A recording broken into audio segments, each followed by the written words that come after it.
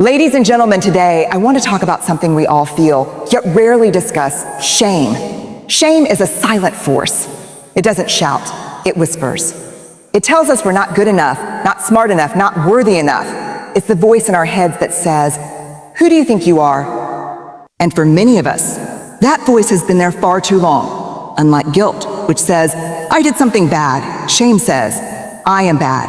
It doesn't just attack our actions, it attacks our identity. And that's what makes it so painful, so deeply personal, and so difficult to face. Shame thrives in the dark. It feeds on silence, secrecy, and judgment. The less we talk about it, the more power it has over us. That's why listening to shame is so important. Not because it's easy, but because it's the first step toward breaking its hold. When we choose to confront our shame instead of burying it, we begin to reclaim our self-worth. We stop letting it define us. We stop allowing it to control the narrative of our lives. Listening to shame doesn't mean believing it. It means acknowledging it and then choosing a different path. The antidote to shame is vulnerability, opening up, speaking our truth, owning our story. That takes immense courage, but it also builds incredible strength. Vulnerability turns shame from a barrier into a bridge to empathy, connection, and healing. If you want to build resilience, if you want to live a full and wholehearted life, you must be willing to feel shame and face it. Because in doing so, you'll discover that you're not alone. And that realization can be life-changing. So the next time shame whispers in your ear, don't run from it. Don't silence it. Listen, learn, then speak louder. Shame is one of the most powerful and universal human emotions. It does not discriminate. It doesn't matter how old you are, where you're from, what your background is, or what you've achieved in life. Everyone experiences shame. At some point, in some form, we all carry that inner voice that tells us we are not enough. It might show up as the fear of being judged, the embarrassment of a past mistake, or the pain of feeling like we don't belong. It can stem from how we were raised, from cultural expectations, or from the pressure to appear perfect in a world that rarely allows space for imperfection. Shame tells us to stay quiet, to hide, to pretend. And because of this, it often lives beneath the surface, unspoken but deeply felt. What makes shame especially difficult is that we rarely talk about it. Unlike other emotions such as anger, sadness, or joy, shame is something we actively try to conceal. We don't want others to see the parts of ourselves that we believe are flawed or broken, and so we bury those feelings. We wear masks. We build walls. But denying shame doesn't make it go away. In fact, hiding it only makes it stronger. When we refuse to acknowledge it, shame begins to shape how we see ourselves and how we show up in the world. It affects our relationships, our choices, our self-worth. We begin to believe that we are inherently flawed and unworthy of love, belonging, or success. The truth is, we cannot outrun shame. We cannot avoid it forever. What we can do, however, is recognize its presence and understand that we are not alone in feeling it. In fact, the very presence of shame is a sign that we care about our values, about connection, about how we are perceived. And that's a deeply human thing. When we begin to accept that shame as part of the shared human experience, we open the door to healing. We stop seeing it as a personal failure and start viewing it as a signal, a message asking to be heard, not silenced. That's where the process of growth begins. Shame is like mold. It grows and multiplies in the dark. The more we hide it, the more powerful it becomes. And often, we don't even realize how much control it has over us until we begin to feel its weight pressing on our confidence, our relationships, and our sense of self. One of the reasons shame is so difficult to deal with is because it convinces us that we must carry it alone. It tells us that if people knew the truth about us, our mistakes, our fears, our failures, they would reject us. So we keep quiet. We keep secrets. We pretend everything is fine. This silence is not peace, it is protection, but at a high cost. We also live in a world where judgment comes quickly and loudly. Social media, for instance, amplifies this effect. People are scrutinized for everything: how they look, what they say, what they believe, how they parent, how they cope. In this hypercritical environment, shame finds fertile ground. We begin to measure ourselves against carefully curated images of perfection and feel like we fall short. Judgment from others often confirms the harsh judgment we already place on ourselves.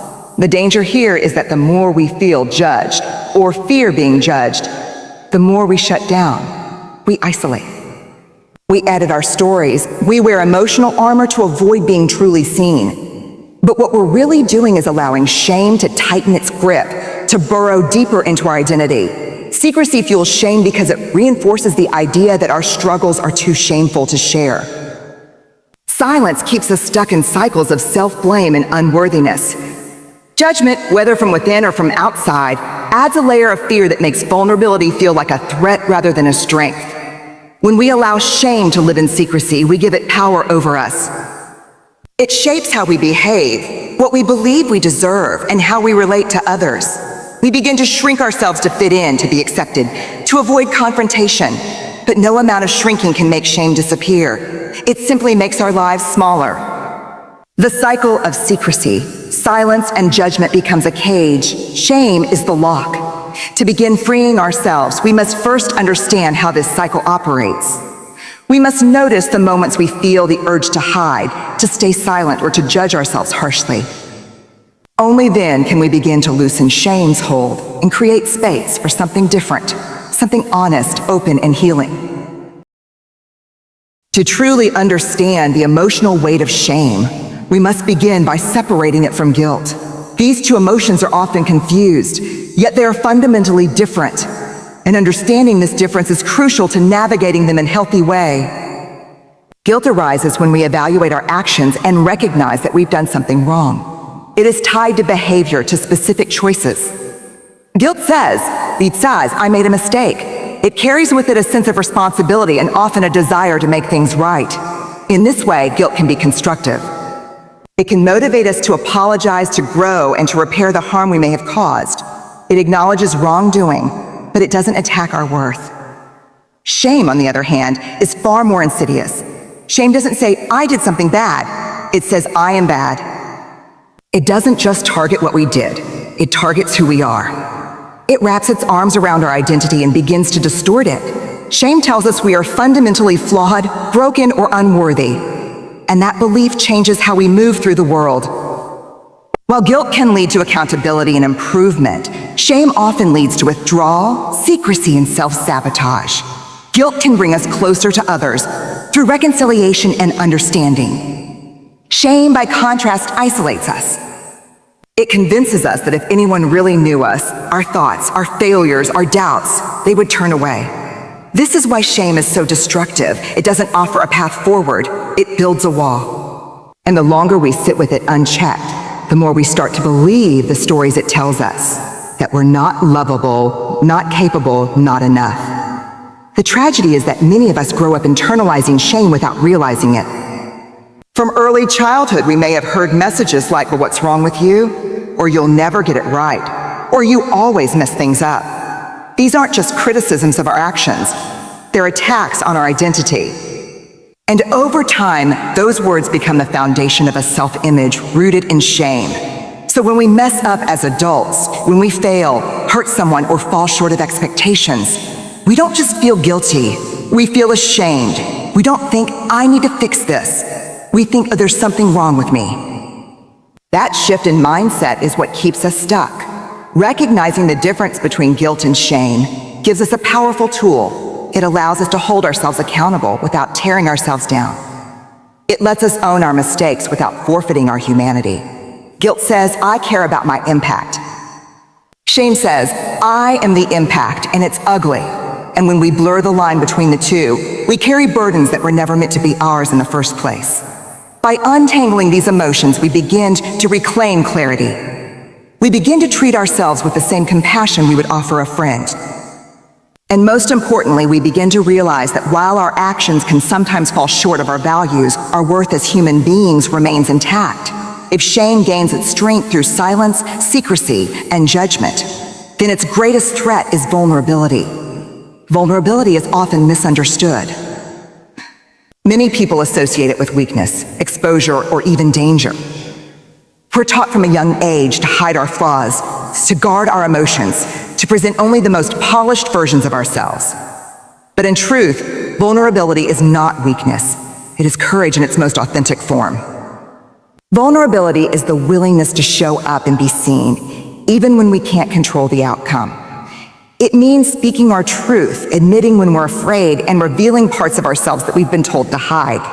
And that is precisely what makes it the antidote to shame. Shame says that don't tell anyone. They'll think less of you. Vulnerability says, tell someone. You might find connection. When we choose to be vulnerable, when we open up about our struggles, our fears, our past, we strip shame of the power it holds in isolation. Shame needs us to stay quiet in order to thrive. Vulnerability exposes it to light, and light is what heals. But vulnerability is not about oversharing or seeking sympathy. It's about being real. It's about stepping into difficult conversations, asking for help when we need it, or simply saying, I'm not okay. It's about telling our stories, not to be pitied or rescued, but to be heard, to be understood, and to be accepted. What's remarkable is that when we choose vulnerability, we often discover that we are not alone. The parts of ourselves we thought would repel others are often the very things that invite them in. People don't connect with us because we're perfect. They connect with us because we're human. And vulnerability is what bridges that humanity. Vulnerability also builds resilience. Each time we face our shame with openness rather than avoidance, we grow stronger. We develop the emotional tools to weather criticism, rejection, and failure because we begin to realize that our worth isn't tied to the approval of others. We become more comfortable in our skin, more honest in our relationships, and more grounded in our values. It's important to recognize that vulnerability doesn't guarantee comfort. It doesn't eliminate risk. In fact, it often feels deeply uncomfortable. But it's in that discomfort that transformation happens. We stop hiding and start healing. We stop performing and start living. We stop running from who we are and begin to accept ourselves, flaws and all. Where shame isolates, vulnerability invites. Where shame says, you are not enough, vulnerability says, you are enough as you are and you're still growing. It's through vulnerability that we take back control of our narratives, rewrite the story shame has told us, and give ourselves permission to be seen, fully, honestly, and without apology. Most of us spend our lives trying to silence or escape shame. We distract ourselves, numb ourselves, or deny its presence altogether. But ironically, it is in the very act of listening to shame, not running from it, that we begin to grow. Listening doesn't mean agreeing with what shame tells us. It doesn't mean accepting its lies. It means acknowledging it, observing it, and learning from it. Shame has a way of showing us the places in our lives where we feel most vulnerable, most insecure, most unworthy. Instead of viewing this as a threat, what if we saw it as an invitation? An invitation to pause, to reflect, and to ask ourselves, what is this feeling trying to tell me? Where does it come from? Whose voice is this really, mine or someone else's? When we take the time to truly listen to our shame, we gain insight into the parts of ourselves that have been ignored or wounded. And in that process, we begin to understand what we truly need. Compassion, forgiveness, connection, healing. Listening helps us turn inward, not to wallow in self-blame, but to unpack the stories we've inherited or created about who we are and what makes us worthy. This self-awareness is the foundation of emotional resilience. The more we understand our shame, the less power it has over us. The next time it surfaces, we can recognize it for what it is, a response, not a reality. Rather than allowing it to define us, we can meet it with groundedness. We can challenge its narrative. We can respond instead of react. Listening to shame also fosters authentic connection with others. When we've done the inner work to understand our own shame, we become better equipped to hold space for others. We no longer judge people for the masks they wear, because we remember wearing them ourselves. We begin to relate with greater empathy and speak with greater honesty. In fact, the relationships we build from a place of vulnerability and emotional clarity are often the deepest and most meaningful. When we stop pretending, we allow others to stop pretending too. We create a mutual space where truth is safe, where flaws are not liabilities but signs of our shared humanity. This kind of connection is rare in a world that rewards performance over presence. But it is also exactly what so many of us crave. Relationships where we are seen and accepted as we are, not as we appear. Listening to shame helps us build those relationships because it strips away the illusion that we have to be perfect to be loved. Growth doesn't happen by ignoring our pain. It happens when we turn toward it with curiosity, courage, and care. Shame, when approached with openness rather than fear, becomes a guide. It reveals the tender parts of ourselves that still need attention, and it gives us the chance to reclaim those parts with strength rather than shame. Through this process, we do more than just heal. We evolve. We become more resilient, more honest, and more whole in a culture that often celebrates perfection, success, and flawless appearances. Embracing our imperfections can feel like an act of rebellion. We are conditioned to hide what we perceive as weaknesses, to cover up our mistakes, and to avoid situations where we might be exposed or vulnerable. But true courage, the kind of courage that leads to real growth and connection, does not come from perfection. It comes from the willingness to show up just as we are, imperfections and all. To embrace our imperfections is to accept that we are human, and that being human means being imperfect. It means understanding that mistakes are inevitable, that failures are part of learning, and that vulnerability is not a liability but a source of strength. When we resist our imperfections, we resist a fundamental part of ourselves. And in doing so, we miss out on the opportunity to live authentically. This kind of courage requires us to confront the shame that tells us we are not enough unless we are perfect. It means challenging the voice inside that whispers, "If they really knew me, they wouldn't love me." Instead, courage invites us to say, "I am enough, even with my flaws." This shift is not easy and it is not quick. It is a daily practice, a choice to lean into discomfort and uncertainty rather than run from it. Embracing imperfection also means letting go of the need for control. We cannot control how others perceive us, nor can we control every outcome in our lives. But we can control how we respond to our imperfections. We can choose to see them as opportunities for growth rather than reasons for shame. This mindset fosters resilience because it frees us from the paralysis of fear and self-judgment. Moreover, when we embrace our imperfections, we model courage for others. We create spaces where others feel safe to be themselves, where authenticity is valued over appearance, and where connection is built on truth rather than pretense. This ripple effect has the power to transform relationships, communities, and even cultures. It's important to remember that courage is not the absence of fear or shame. It is acting in spite of those feelings. It is standing up, speaking out, and being seen even when it's uncomfortable or risky. Every time we embrace an imperfection rather than hiding it, we reclaim a piece of our true selves and weaken the hold shame has over us. Ultimately, courage invites us into a fuller, richer life, a life where we are free to be imperfect, vulnerable, and human. It calls us to live with authenticity and compassion, to honor our own journeys, and to extend that grace to others. In this way, courage and imperfection are not opposites. They are deeply intertwined companions on the path toward wholeness.